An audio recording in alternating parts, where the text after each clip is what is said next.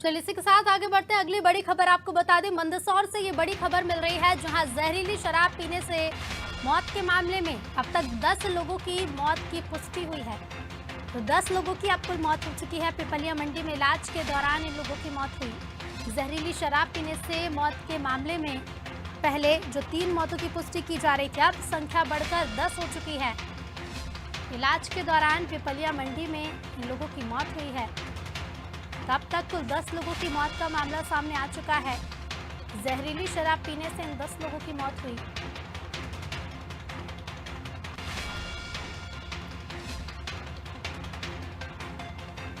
मंदसौर से जहरीली शराब का एक मामला सामने आया, जिसमें पहले 3 लोगों की मौत की पुष्टि की गई थी।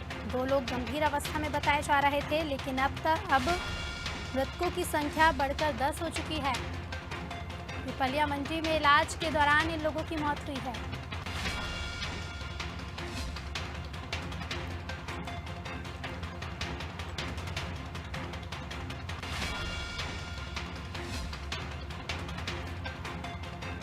इलाज के दौरान मौत हुई है।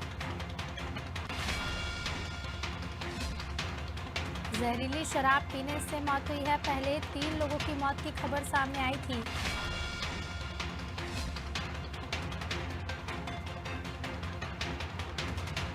तो 3 लोगों की पहले मौत की खबर थी। मृतकों की संख्या बढ़कर अब 10 हो चुकी है। घटना मंदसौर जिले के खखराई गांव की है, जहां पिपलिया मंडी अस्पताल में इलाज के दौरान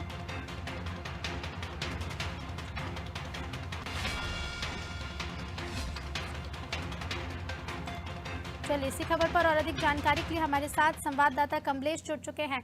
कमलेश, जहरीली शराब पीने से मौत के मामले में पहले 3 लोगों की मौत की पुष्टि हुई थी। अब मृतकों की संख्या बढ़कर 10 हो चुकी है। क्या कुछ अधिक जानकारी, क्या कुछ अपडेट है?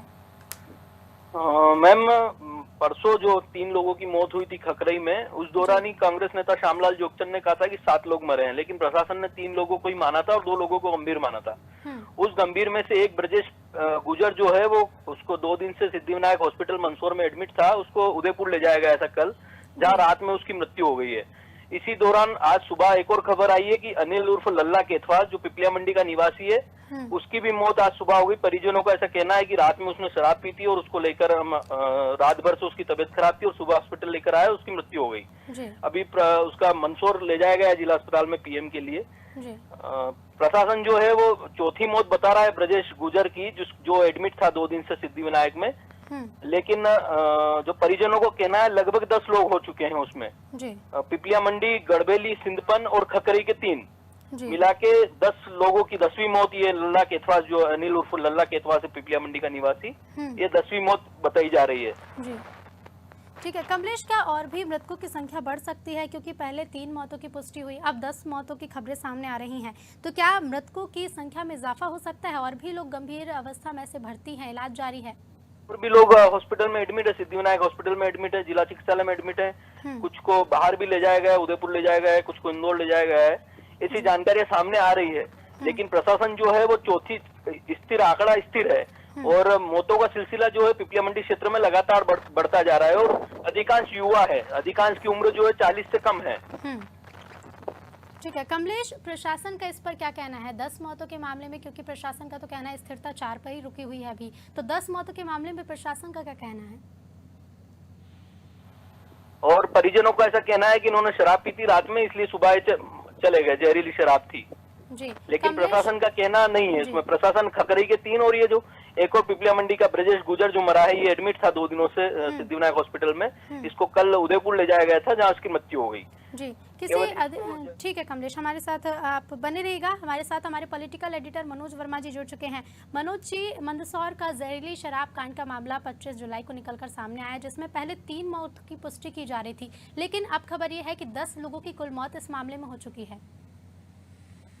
ये देखिए, वो काफी गंभीर मामला ऋतु, अगर पहले देखा जाए तो पहले माना जा रहा था कि जो मुरैना में 28 मौतें हुई थी, शायद उत्तर प्रदेश से शराब लाई गई थी, लेकिन वहाँ यह भी निकला था कि जो भिंड और मालनपुर के बीच जो देसी कलारी है, वहाँ से भी शराब खरीदी गई थी, यानी जो सरकारी ठेके थे उस पर भी जहरीली शराब की बिक्री हुई थी, लेकिन उसमें कोई बड़ी एक्शन हुआ नहीं। जबकि मुख्यमंत्री ने कहा था कि वो शराब माफिया को नेस्तनाबूद कर देंगे। और सबसे बड़ी बात है कि जितने सीमावर्ती इलाके जहाँ जहरीली शराब के कांड आ रहे हैं, तो अभी तक ये माना जा रहा था कि शायद राजस्थान, उत्तर प्रदेश या मध्य प्रदेश से काफी सस्ती शराब है, वहां से लोग लाकर शराब पी रहे हैं। लेकिन ये जो घटनाक्रम आ रहे हैं कि जो उत्तर प्रदेश या राजस्थान में भी जिस कीमत पर शराब मिल रही है मध्य प्रदेश की तुलना में कम, लेकिन उससे भी कम कीमत पर शराब माफिया शराब बेच रहा है, तो जाहिर सी बात है इन शराब माफियाओं ने जो गांव-गांव में ओपी, यूरिया और इसकी मदद से, जो केमिकल की मदद से जहरीली शराब बनाई जा रही है, बाजार से काफी कम कीमत पे बेची जा रही है। दूसरा एक सबसे बड़ा कारण है कि कई जगह मध्य प्रदेश में हमने देखा है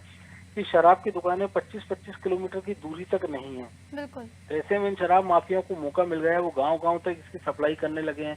मुरैना भी हमने देखा था कि किराना की दुकानों से शराब की सप्लाई की जा रही थी, और मंदसौर में यही तथ्य निकलकर सामने आया है। क्योंकि आप सस्ती से सस्ती देसी शराब भी अगर मध्य प्रदेश में बेचेंगे तो 70-80 रुपए क्वार्टर से कम आप बेच नहीं सकते। लेकिन जो ये जहरीली शराब बिक रही है 20-30 रुपए क्वार्टर में, 40 रुपए में बेची जा रही है, यानी कि सरकारी दुकानों से भी आधे से कम रेटों में।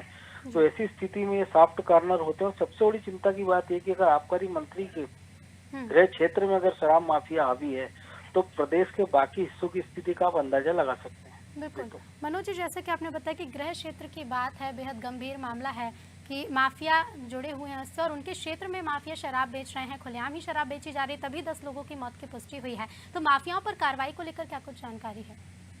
देखिए, कई बार राज्य सरकार ने कमेटी बनाई है। पिछली बार भी एसीएस होम राजेश राजौरा की अध्यक्षता में कमेटी बनाई गई थी। उसमें कई सारे अफसरों ने जो अपनी बात रखी थी कि किस प्रकार से शराब का अवैध परिवहन या बिक्री पर रोक लगाई जा सकती है। लेकिन केंद्र राज्य सरकार ने, आप कीजिए, उसमें कोई अभी तक कोई कदम उठाया नहीं। उल्टा ये हो गया कि मध्य प्रदेश में हम देख रहे हैं कि आज ही जो शराब दुकानों के ठेके की जो नीति है सरकार देसी वाली, उसको कैबिनेट अपनी मंजूरी देने वाली है। यानी शराब ठेकेदार हर साल अपनी कीमतें बढ़ा रहे हैं, एमआरपी से ज्यादा पर वो शराब बेच रहे हैं, जिसके कारण जो लोग शराब खरीदने में असमर्थ है महंगी, वो सस्ती शराब की तलाश में इन माफियाओं के हत्थे चढ़ जाते हैं और अपनी जान गंवा देते हैं। तो सरकार को एक ऐसी पॉलिसी पे विचार करना चाहिए, क्योंकि अगर आपको पड़ोसी राज्य राजस्थान की बात करें, महाराष्ट्र की बात करें, आप छत्तीसगढ़ की या बाकी राज्यों की, तो वहाँ मध्य प्रदेश की तुलना में सस्ती शराब है।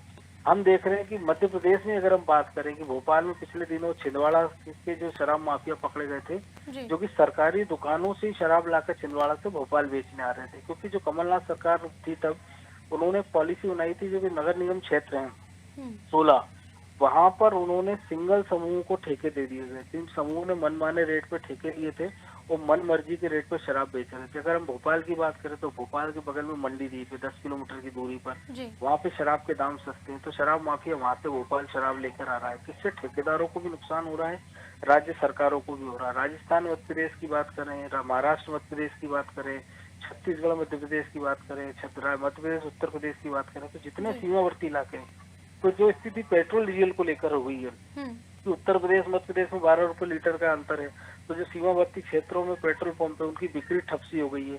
यही स्थिति शराब दुकानों की है। तो जो शराब दुकानें हैं सरकारी ठेकों वाली, उनके लोग भी शराब माफियाओं से मिल गए और गांव-गांव तक जहरीली शराब का उन्होंने भी एक नेटवर्क तैयार कर लिया है।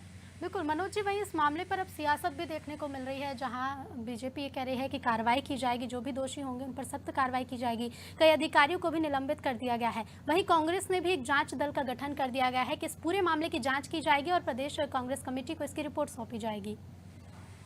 देखिए ऋतु, निलंबन कोई सजा नहीं है, क्योंकि आप कुछ महीने के लिए उनको निलंबित करते हैं, फिर से उनको पावरफुल पोस्टिंग दे दी जाती है। अभी हमने देखा आबकारी अधिकारी पराक्रम सिंह का मामला, आय से अधिक संपत्ति के मामले में उनको पकड़ा गया था लोकायुक्त ने, इसके बाद उनकी प्राइम पोस्टिंग कर दी गई, उसके बाद उनको उड़न दस्ते का प्रभारी बना दिया गया। यानी कि जहाँ सबसे ज्यादा करप्शन की संभावना रहती है वहीं आपने करप्ट अधिकारी की पोस्टिंग कर दी। जब लोग उनके खिलाफ चालान पेश हुआ, उनको जेल भेज दिया गया, उसके बाद उनको सस्पेंड किया गया। इस मामले में हम देख रहे हैं कि थाना प्रभारी पर एक्शन हो गया, आबकारी पर छोटे मोटे अधिकारी पर कार्रवाई हुई, लेकिन जिला आबकारी अधिकारी जो है, संभागीय उड़न दस्ता जो होता है, जिला आबकारी आयुक्त होता है, उसकी क्या जिम्मेदारी है? जो सीएस है, पीएस है आबकारी के, उनकी क्या जिम्मेदारी है? कि केवल उनका काम इतना नहीं है कि वो भोपाल में बैठ के या ग्वालियर में बैठकर केवल पॉलिसी बनाए और वसूली की बात करें। उनकी जिम्मेदारी है कि जो उन्होंने कानून, जो पॉलिसी है उसका तरीके से पालन हो रहा है कि नहीं हो रहा है, शराब पे, अवैध शराब की बिक्री तो नहीं हो रही है, उसका परिवहन तो नहीं हो रहा, पड़ोसी राज्यों से परिवहन करके तो नहीं ला रही है। तो पुलिस के साथ मिलकर उनको अभियान चलाना चाहिए, क्योंकि आबकारी के पास अपना एक उड़न दस्ता होता है, अपना एक स्टाफ होता है, लेकिन वो हम देखते हैं ज्यादातर वो छोटे मोटे ढाबों पर कार्रवाई करते हैं या वो जो शराब पकड़ते हैं वो शराब माफियाओं की सूचना पे पकड़ते हैं कि मान लीजिए भोपाल के जो शराब सिंडिकेट है वो उनके आदमी उनको बता देते हैं कि पड़ोसी राज्यों से ये शराब किस गाड़ी में आ रही है, तो पुलिस उसको पकड़ के उनकी खाना पूर्ति कर लेती है। या कई बार ये होता है कि शराब माफिया के इशारे पर कि जो लगता है शराब माफिया को कि फलाना तस्कर है और वो लगातार शराब की तस्करी करके उनको रेवेन्यू का नुकसान पहुंचा रहा है, तो वो एक पिन पॉइंट सूचना पुलिस से आबकारी विभाग को देते हैं, उसको पकड़ लिया जाता है। और कई मामलों में हमने ऐसा देखा है कि जब वो शराब तस्कर के पास शराब उतनी मात्रा में नहीं मिलती है तो शराब माफिया उसको अपनी तरफ से शराब मुहैया कराता है ताकि 55 लीटर से ज्यादा की शराब की जब्ती दिखाई जा सके ताकि उसको जल्दी से जमानत ना मिल सके। तो जब पुलिस या आबकारी विभाग इस प्रकार से काम करेगा बजाय इसके कि जहाँ शराब की बिक्री हो इसको रोकने के, तो तब तक इस प्रकार की घटनाओं को अंकुश नहीं लगाया जा सकता है।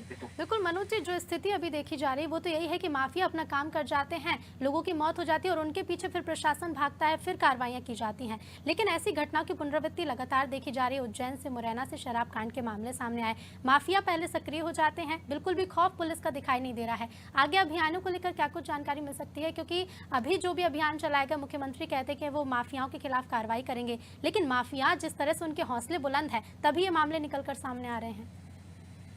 देखिए, सबसे पहले हम देखते हैं कि जो तेजाब कांड होता है तो उसमें भी ये होता है कि पुलिस कहती है कि खुले में तेजाब नहीं बिकने दिया जाएगा, इसके बाद कुछ कार्रवाई होती है। शराब में भी आप देखिए कि जो उनको स्प्रिट है, ये स्प्रिट इनको कौन लोग मुहैया करा रहे हैं। हमने देखा था कि जो मुरैना के मामले में कि आगरा से वो लोग स्प्रिट लेकर आते थे, तो मंदसौर के मामले में अगर यूरिया वो लेकर आ रहे हैं या स्प्रिट लेकर आ रहे हैं तो उस नेटवर्क तक पुलिस या आबकारी विभाग को पहुंचने का प्रयास करना चाहिए।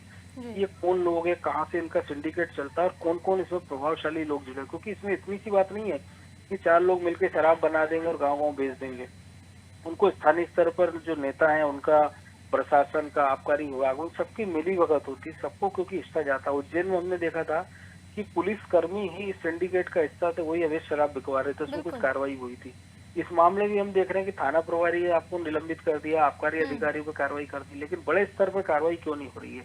क्योंकि अगर थाना स्तर पर अगर शराब बिक रही है सेटिंग से, तो उसके ऊपर जो सुपरविजन अधिकारी होता है उस क्षेत्र का एसडीओपी या सीएसपी या उसके ऊपर एडिशनल एसपी रैंक का जो अधिकारी होता है, उनसे उनकी जवाबदेही क्यों नहीं तय की जाती? आबकारी विभाग में हम बात करें कि आपने निरीक्षक पे कर दिया, लेकिन जो ऊपर जिला आबकारी अधिकारी हैं या संभागीय उड़न दस्ता है, उस उड़न दस्ते का काम ये होता है कि अवैध शराब का परिवहन या उसकी बिक्री को रोकना। उन्होंने कितनी कार्रवाई की? क्योंकि अभी हम देख रहे हैं इस कार्रवाई के बाद आनंद फानन में शराब माफिया का एक मकान ढा दिया गया है और दूसरी छोटी मोटी कार्रवाई की गई है, लेकिन इससे जो लोग चले गए हैं ना तो उनकी जिंदगी वापस आ सकती है, लेकिन आगे से लोगों की जान ना जाए। क्योंकि इसी साल में हम बात करें तो लगभग 40 से ज्यादा लोग जहरीली शराब के कारण मध्य प्रदेश में जान गंवा चुके हैं और उसका सबसे बड़ा कारण यही है कि मध्य प्रदेश में बाकी राज्यों की तुलना में शराब महंगी है। यही कारण है लोग सस्ती शराब के चक्कर में जहरीली शराब पी रहे हैं और जान गंवा रहे हैं। जी बिल्कुल, ठीक है मनोज जी, बहुत बहुत धन्यवाद आपका तमाम जानकारी हमसे साझा करने के लिए। तो प्रदेश में जहरीली शराब के पहले भी मामले सामने आ चुके हैं जहां एक बड़ी संख्या में लोगों की मौत हुई और अब फिर से जहां अधिकारियों द्वारा यही कहा जा रहा है, प्रशासन अभी 4 मौतों की पुष्टि कर रहा है, लेकिन जानकारी यही है कि अब तक कुल 10 लोगों की मौत हो चुकी है।